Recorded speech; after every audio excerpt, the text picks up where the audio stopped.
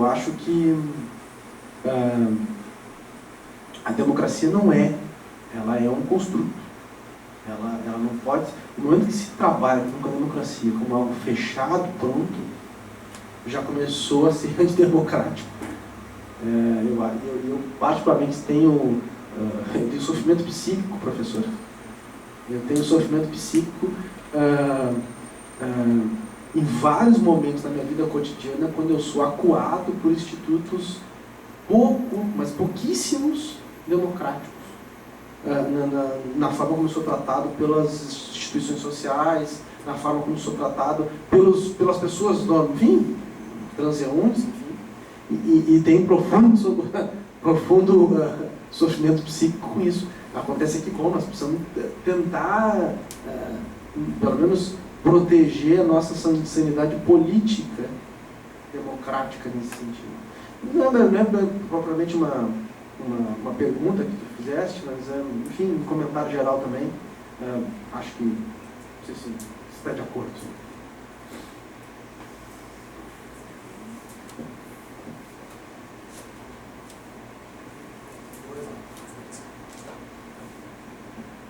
Bom, primeiramente, agradecer a fala.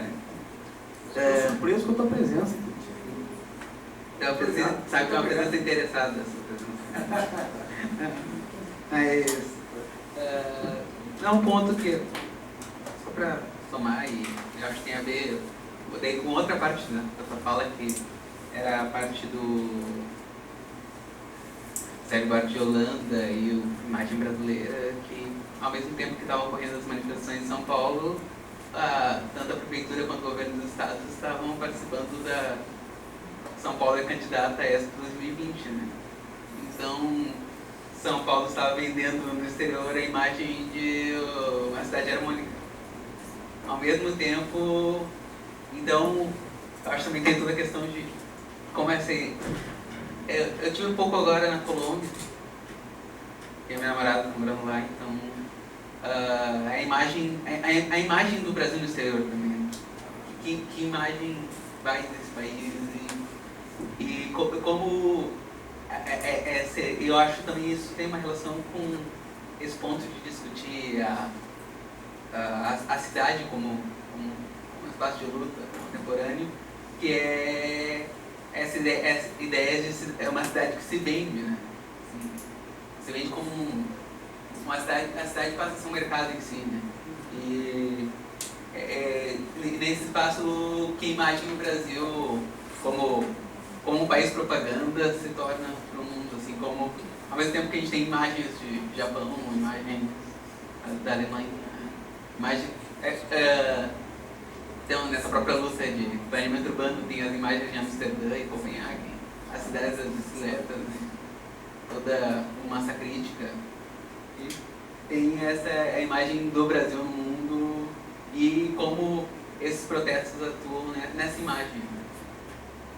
E outra coisa que eu acho também interessante é como alguns setores que eram tradicionais, sim, se apropriaram também dessas manifestações, como a junção que houve dos professores com a aliança professor Black Box no Rio de Janeiro. Tem agora um setor que era... Eu acho que os professores podem ser catalogados como um modelo sindicalista antigo, apesar de achar também que essas categorias, elas... As categorias antigas, contemporâneo, elas são muito mais um viés intelectual nosso do que... Elas nunca ocorreram de fato, mas... Totalmente de acordo. Nós adotávamos elas para categorizar e daí agora acho que fica mais latente que elas nunca serviram, então a gente abandonamos elas. Mas pensar que o rural seja oposto ao urbano e que o rural seria tradicional, acho não condiz nem um pouco com o agronegócio. Se a gente olhar o que está acontecendo no rural brasileiro. E nem com os rodeios de Barretos, né? Sim. Basicamente eram essas duas Tobias, isso aí mesmo. Eu acho que as manifestações são muito importantes porque elas estão aproveitando o período de visibilidade global, do foco global do mundo no Brasil, justamente para mostrar, pôr em xeque essa venda espúria de uma imagem de Brasil por parte de alguns, enfim, governo do Estado, da cidade de São Paulo, ou até pelo próprio, como para chocar os estereótipos que no exterior se tem sobre o Brasil também. Porque uma coisa é o estereótipo que se tem na África ou na América Latina sobre o Brasil, e aí é o Brasil da novela. Outra coisa é o que se tem na Bélgica. Na Bélgica sobre o Brasil, parece que nós vamos de cipó para a beira da praia e as mulheres todas vão de biquíni e bunda de fora. E também tem isso. Quer dizer, eu acho que é importante também aproveitar justamente esse foco mundial, justamente para chocar a nossa autoimagem e a imagem que fazem da gente o que alguns tentam vender sobre nós próprios nesse sentido. E essa coisa da aliança dos Black Blocs com os professores, isso é legal, eu acho isso positivo. No fundo, né? E aí tu fala das categorias, e eu lembro de uma coisa que não é uma frase minha, isso é de um físico de Portugal, chamado Carlos Fioliais, e uma vez eu vi uma palestra dele, ele falou isso e eu nunca mais me esqueci, e acho que isso é bom, acho que é legal. No fundo, e aí depois me aprofundando mais sobre a própria temporalidade da modernidade, eu acho que o Fioliais está coberto de razão. No fundo, o correr do rio do tempo, né, a passagem do tempo, faz com que a gente espere pelo inesperado. A Revolução Francesa instaura uma possibilidade de modificação e de revolução de costumes, enquanto quase está na moda hoje dizer isso, quase como se fosse no DNA do conceito de tempo da modernidade. Então esperamos pelo inesperado. Acontece que do ponto de vista das nossas categorias, nós esperamos o esperado. O próprio Jean-François Lyotard, lá naquela condição pós-moderna, acho que é o livro dele, fala um pouco sobre isso também, da possibilidade, de uma certa tendência onde, do ponto de vista do conhecimento acadêmico, se tenta enclausurar o tempo, controlar o conceito de tempo, controlar o inesperado, controlar o amanhã que surpreende, controlar a vida, no sentido, né? Nós próprios e a própria vida. E nós fazemos isso o tempo todo na universidade. No fundo, a universidade é um excelente lugar de poder. E as nossas categorias todas, elas são famosas porque nós tivemos a primazia do discurso oficial interpretativo. Mas para quem, né? Hoje em dia? A serviço do quê e de quem hoje em dia? Então, o que eu acho legal é justamente essa possibilidade de reconfigurações e de alianças que possam, em alguns lugares, funcionar e em outros nem tanto.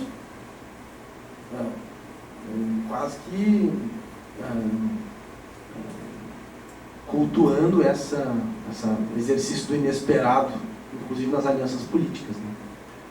Não sei se te respondo, mas também concordo com a tua manifestação, estamos na mesma vibe. Acho que ele tinha levantado o braço. Meu nome é Marco, eu trabalho na área técnica de saúde mental aqui do município e também dou aula na Rubem Berta, que é uma bairro da periferia. A gente nunca consegue fazer a intervenção que a gente pensou em fazer. Naquele momento em que ele levantava a mão e eu levantávamos juntos, nós não sabíamos o que ia acontecer, quem que ia falar primeiro, ia ser sorteado, e como isso ia, e de que maneira chegar primeiro no microfone ia modificar a intenção que eu tinha no início, né, de falar o que eu iria perguntar. Mas isso diz então dessa completa estado de indeterminação em que a gente se coloca,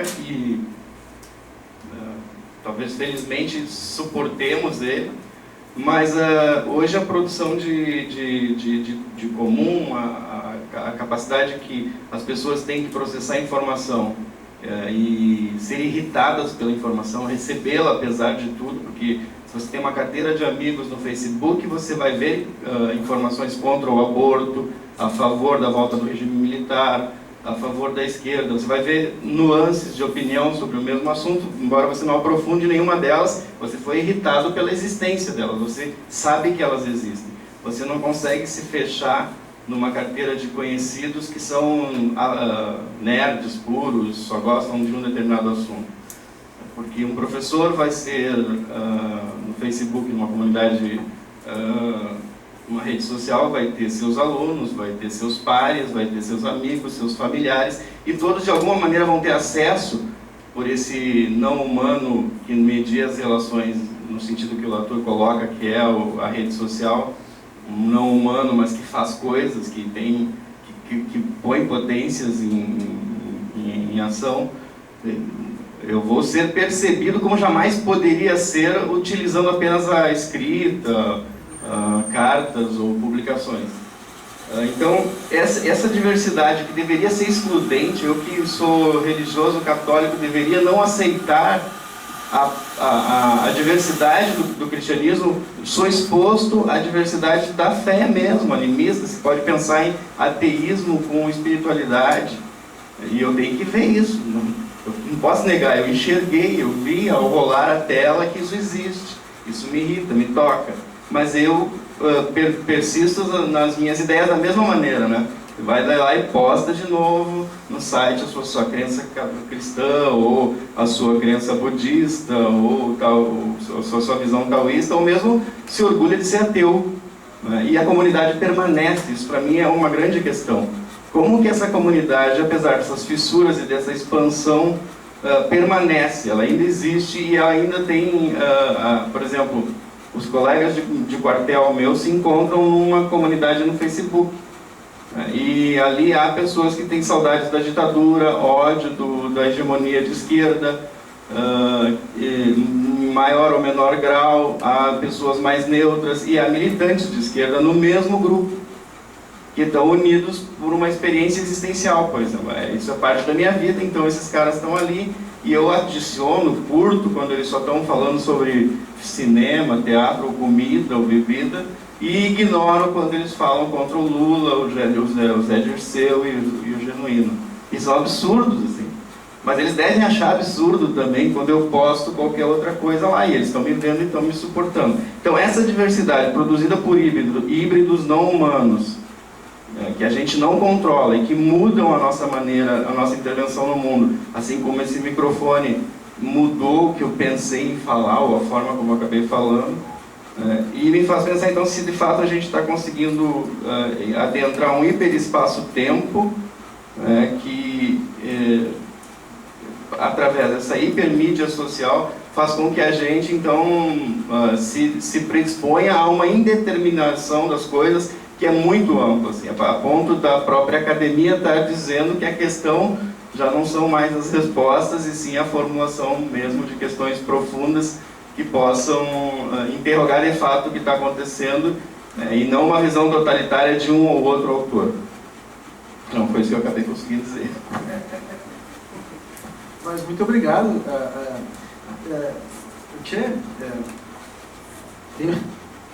Já que nós estamos falando das coisas informalmente, né, então, eu sou Marçal, tem vários meus alunos no Facebook, blá blá blá.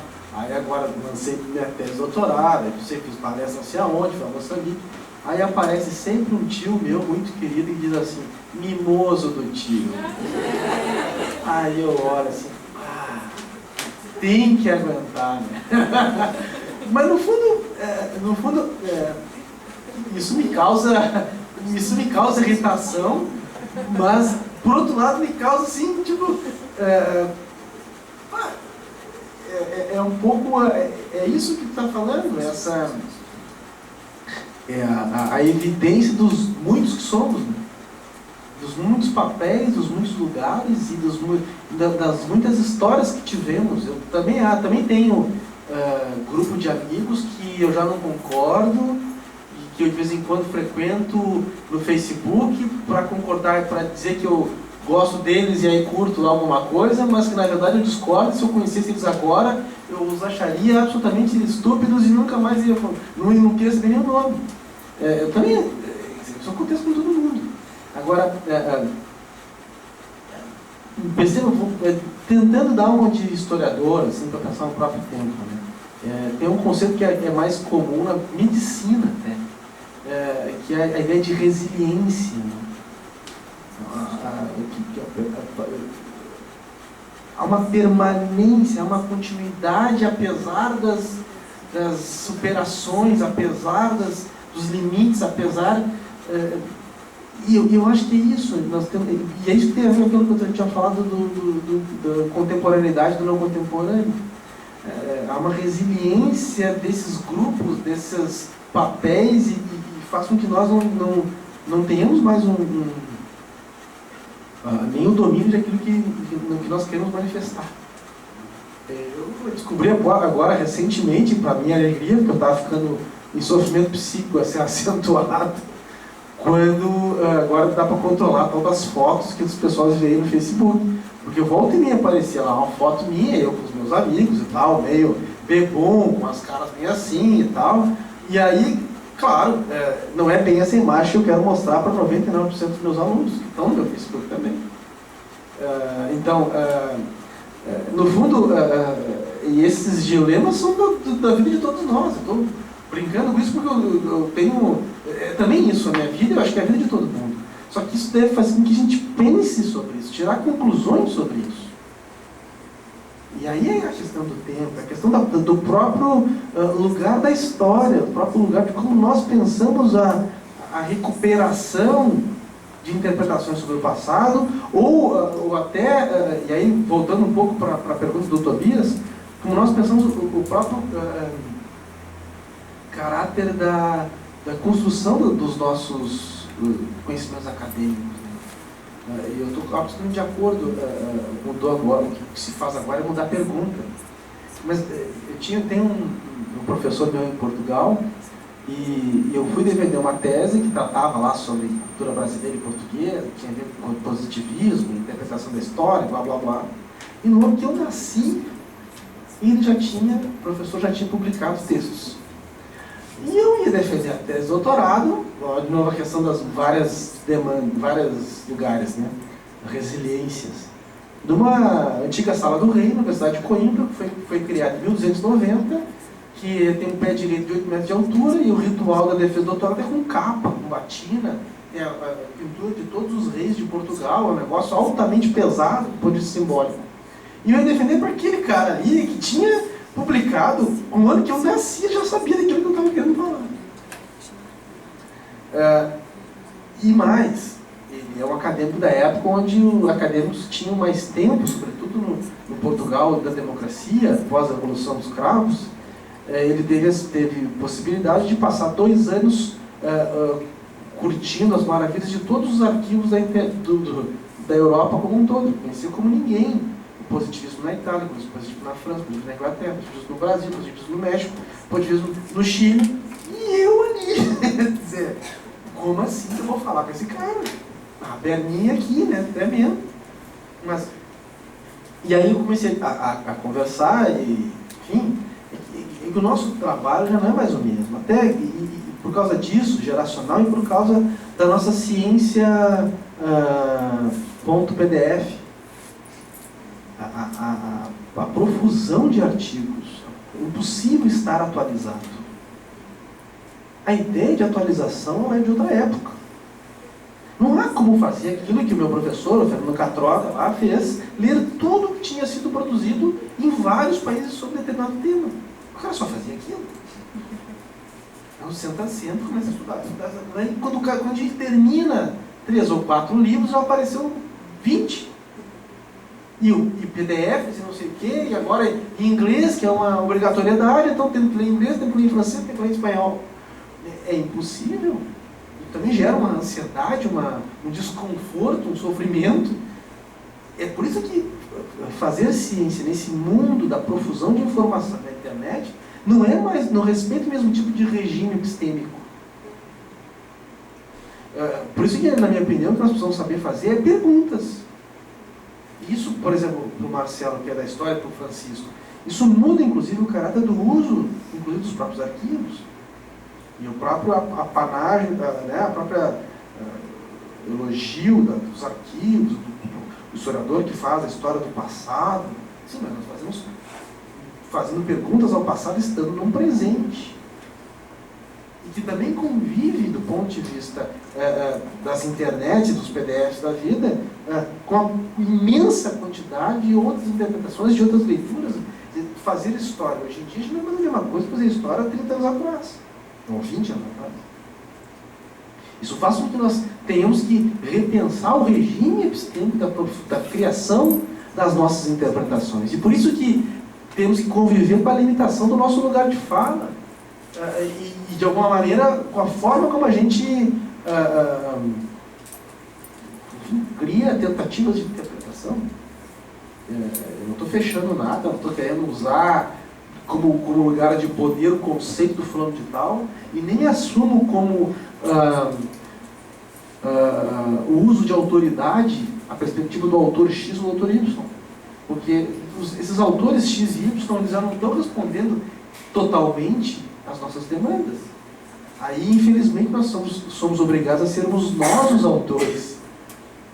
O que aumenta o grau de ansiedade, o que aumenta o sofrimento psíquico, porque nós temos que tentar dizer alguma coisa, porque nós estamos vivendo um mundo diferente.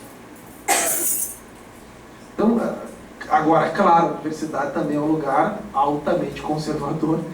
E eu fiz doutorado na universidade de 1290, 4 anos lá em Portugal, sei bem o lastro conservador nas universidades.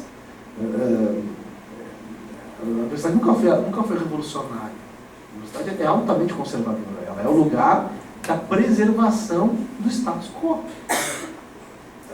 Bom, então nós também temos que tentar fazer alguns movimentos black box na universidade. Mas para tentar, de alguma maneira, induzir, eu tento fazer isso com meus alunos, induzir que se repense as coisas, induzir que se use da interpretação como algo autoral, com a limitação e com os condicionamentos que isso possa ter. Agora, o problema é quando a gente faz na universidade aqueles conhecimentos tecnicamente perfeitos que dizem aquilo que todo mundo já sabe. Como se a gente fosse numa sala de cirurgia, lá numa sala de espera, pós-cirurgia, viesse o médico e dissesse para a família, né, do paciente: não, a operação foi um sucesso, pena que o paciente morreu. E eu acho que muitas vezes acontece isso. A operação historiográfica, a operação acadêmica como um todo, é uma maravilha, redondinha, perfeita, tecnicamente precisa, mas ela diz lá muito pouca coisa. Cá entre nós, funciona. Eu não sei como é que é na psicologia, mas olha, na história, na filosofia, nas ciências sociais, na antropologia, na literatura, eu ando mais com esses caras aí. E muitas vezes eu vejo isso, mas inúmeras vezes. Então, isso, bom, temos que repensar isso de novo. Não é nada muito simples, mas pelo menos talvez seja menos pesado assumir que a gente tem um caráter de autoria na interpretação, que conseguimos pensar por nós próprios, né? Com a limitação que isso tem. Mas o Benedict Anderson também tem limitações, o Chatterjee também tem limitações, o Renan também tinha limitações, o Hegel tinha limitações, todo mundo tinha limitações. Todo mundo era ser humano que nem a gente. O Freud também tinha, embora bolas. A questão é essa, na minha opinião. O Nietzsche diz uma coisa, não me lembro aonde, que é necessário que a gente tenha a admiração e um certo desrespeito com os clássicos. Porque nós temos que admirá-los, lê-los. Olha só, eu fui lá pegar um clássico, 1882, lá a conferência do Renan. Olha, eu sou o cara que faço meus alunos ler os clássicos. Eu não posso, então, meu Deus, temos que ler os clássicos. Mas temos que lê-los para fazer musculatura cerebral, não para aplicá-los sem pensar. Então, por isso um certo desrespeito também é necessário. Porque, ora, o Hegel, o Kant, e os grandes Freud, o Marx, o Nietzsche, quem vocês quiserem, também eram gente que nem a gente, pelo menos aquilo que me parece. Então, o que me parece era gente que nem a gente, sofria determinações e tinha dúvidas, mas que criaram determinadas chaves de leitura, mas que dizem muito não do funcionamento do mundo, dizem muito da forma como determinado contexto pensou o seu mundo, sua memória, projetava seu futuro. O problema é que a gente quer achar que ciências humanas se faz que nem fazia a física newtoniana, com leis gerais, com regularidades, com séries estatísticas e com coisas do gênero. Só que, se a gente for falar com os físicos de hoje, eles não fazem mais isso. Mas nós, das ciências humanas, continuamos querendo fazer isso. Eu estava tentando entender um dia desses, os caras me explicando lá, me comprando documentário, não sei o quê, a tal da teoria das 12 dimensões, a teoria das cordas, não sei o quê, uma loucuragem danada. E os físicos andam nesse mundo. E nós achamos ainda da lei da gravidade, do plano cartesiano, tempo e espaço. Onde é que está a resiliência? A contemporaneidade não contemporânea lá no plano cartesiano? Não está. E não olhar para isso no mundo de hoje é ser conservador. Então, é isso. E o que me parece é que isso manifestou-se também quando as pessoas foram rapidamente para os jornais dizer que as manifestações, e voltando, né, afinal de contas, estamos falando do mundo contemporâneo, foram rapidamente dizer, são fascistas, são isso, são aquilo. Opa, peraí, calma lá, vamos devagar. Será mesmo? Vamos olhar as coisas, para não dar um certo tempo para tentar a poeira baixar um pouco. Então, isso, eu não tenho muita verdade pronta, nem acabada, mas estou tentando pensar ao vivo e se mexendo, assim, tentando entender um pouco o que está acontecendo por aí. É isso. Espero ter contribuído.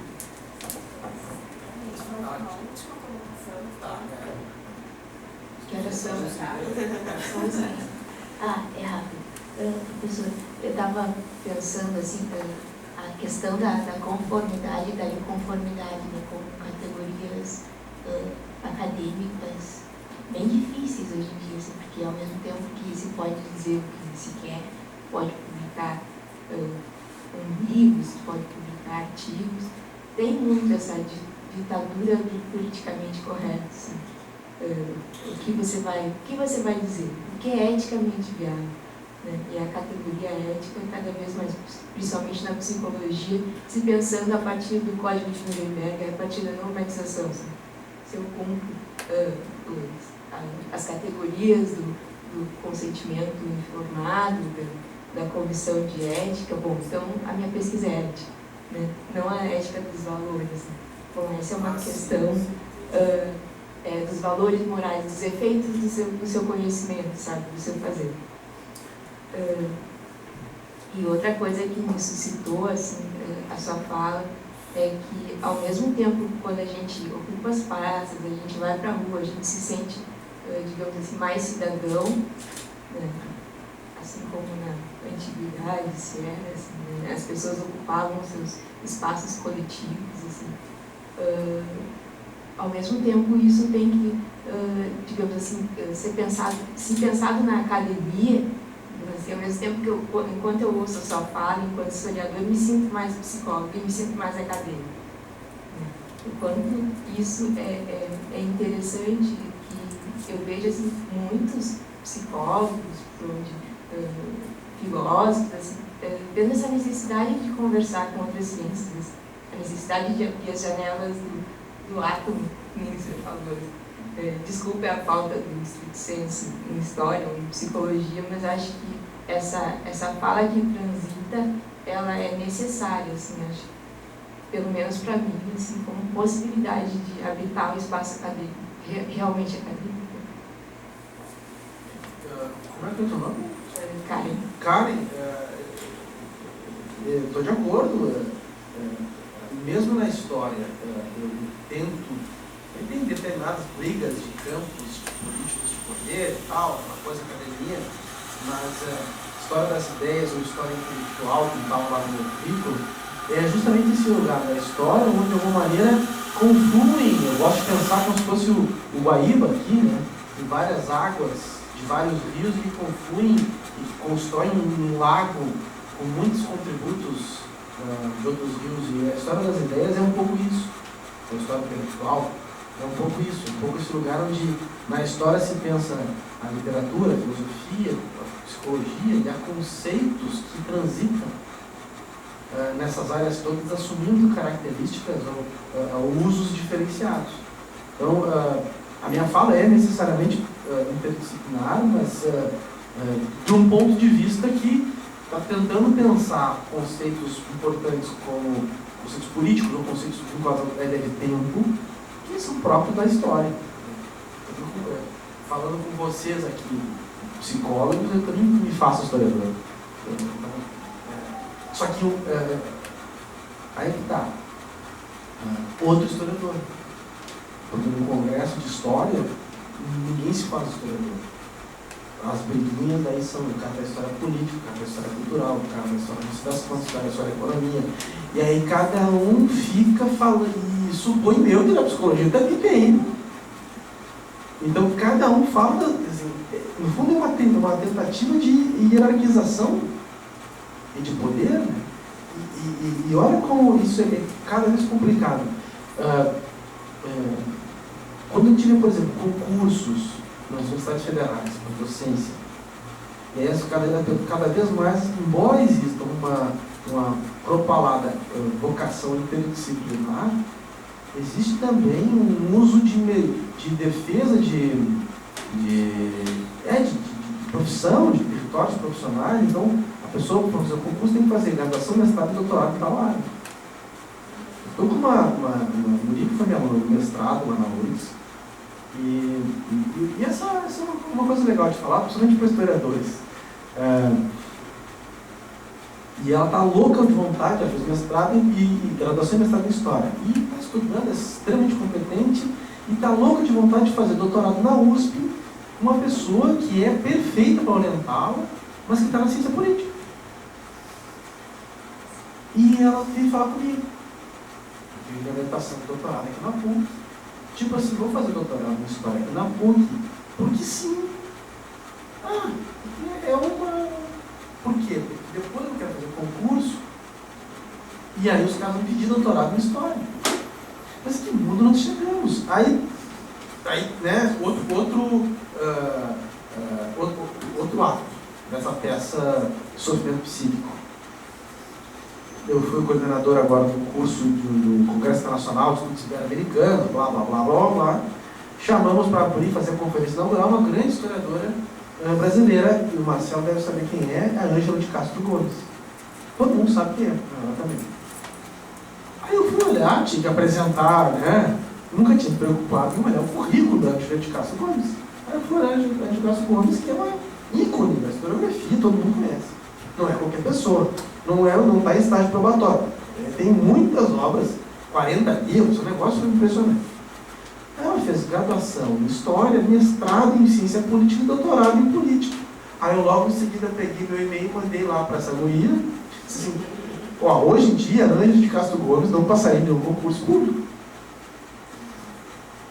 Ela que é ícone e que trabalha na Universidade Federal. Mas ela não entraria nessa mesma Universidade Federal. Que maluquice é essa? Sinceramente, isso é absurdo. Existe, da boca para fora, um discurso interdisciplinar, mas da porta para dentro existe a luta insana por grupinhos e grupelhos profissionais para tentar dizer quem é que pode e quem é que não pode. Isso é tudo menos conhecimento. A universidade não é isso, né? A universidade seria um lugar da troca de saberes, né? Nós tivemos que vir aqui no conselho fora da universidade para poder fazer isso. Poucas vezes lá consegue fazer. Então, vê que negócio complicado. E isso também né, concluindo um pouco a minha fala, esse tipo de coisa também eu acho que merece um olhar mais apurado, com as ferramentas da psicologia, para o nosso mundo acadêmico. Porque é um negócio complicado demais. Eu sou acadêmico por resistência, porque eu sou meio, sei lá, sou incompetente em fazer outra coisa. Eu gostaria de ser músico, mas eu sou apenas um esforçado tocando meu violãozinho lá. Agora, acho que eles são muito mais felizes do que nós. A gente é tudo muito duro, é tudo muito... e há muito poder, e há muito essa coisa do pegar, ser treinado para pegar o buraco da fala do outro. Nós somos treinados para isso. Eu sei fazer isso muito bem. Eu sei ser muito do mal também. Claro, todo mundo sabe ser do mal. Claro que sim. A questão é se vale a pena. A questão é outra. Nós somos treinados para isso. Vocês, do mestrado, estão sendo treinados para isso. Um monte. Claro que sim. Agora, será mesmo que o negócio é? Aí eu passo a bola para vocês, psicólogos. Obrigado, gente. Não sei se vocês têm a tarde livre, mas talvez a gente pudesse. Mas eu quero te agradecer de coração. Enquanto estava falando, eu estava pensando, né, nessa interlocução, né, da universidade, da academia, com a vida da gente cotidiana, com os desejos que a gente tem, com as coisas que a gente tem, com a ciência que a gente faz. Ontem, quando a gente estava esperando o horário da fala da Cecília, a gente foi no café e veio uma menina que foi me orientando há um tempo atrás, conversar, tomar café com a gente, e contou uma história que eu acho que tem tudo a ver com essas questões de como é que a gente olha para o tempo que a gente vive, para a ciência que a gente faz. Ela contou, as gurias vão me ajudar, não sei em qual país, não lembro mais, que foi encontrado um molusco vivo mais antigo do planeta. Né? E que, então, os biólogos, né, desse lugar começaram a estudar esse molusco e mataram o molusco. O coordenador da pesquisa disse, ok, ele morreu, mas nós sabemos que ele tinha 515 anos. Então, que olhar é esse para o tempo, né? Que olhar é esse para o saber que a gente produz, né? Para as práticas que a gente estabelece e para os entendimentos de produção de subjetividade que a gente vive escrevendo, porque a gente tem que publicar. E a gente tem que publicar na revista isso, na revista aquilo, na revista aquele outro, para se manter credenciado, para continuar fazendo pesquisa, para não pensar. Então, se a gente tem sorte ou azar, os pareceristas do nosso artigo, isso define tudo. Exatamente. Se o editor está de boa onda, aí ele vai botar. Se o editor está de boa onda, vai botar um bom parecidista. Se ele está de má onda, não vai muito com a tua cara, porque o editor sabe quem tu é, aí ele bota outro cara lá e o editor não está falando. Quer dizer, isso é objetivo e acadêmico. E a gente não sabe quais são os critérios de cientificidade que estão postos nessa publicação que a gente fez mal feita, porque a gente está na cultura da urgência, da pressa. Então, acho que essa questão assim, da gente poder olhar essa interlocução, né, da história com a psicologia, é poder também pensar nessa relação de temporalidade. E eu acho que isso é muito importante para a gente poder valorizar e agregar valor ao tempo vivido, né? O que a gente quer. E por isso também eu quero agradecer ao Conselho de Psicologia por nos dar esse espaço que se transformou num território de discussão, de pensamento. Eu agradeço muito por isso, né? Até pela história que eu tenho no Conselho, é mais uma boa memória que eu vou levar daqui. E eu espero que a gente possa repetir, né, vários encontros, vários diálogos, né, que pode ser num cafezinho, que pode ser no Conselho e que, quem sabe, um dia a gente consiga na universidade. Muito obrigada. Muito obrigado.